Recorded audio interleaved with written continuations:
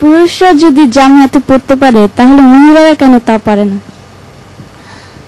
Huzur, the question is in Jamia only the male students are wanted. They get permission to study there.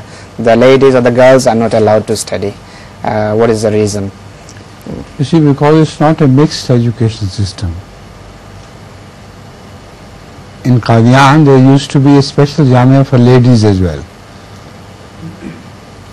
and we wanted to make one in Rabwa, and in the beginning the college served the same purpose when it had the Ahmadiyya hold on it, but the mullahs gradually changed the situation, and our colleges wrote boys college and girls college were taken over by the government, and we couldn't do anything about it. So things are changing for the better, I hope, and let's pray that there is some Jamia for ladies as well which is run in Rabwa.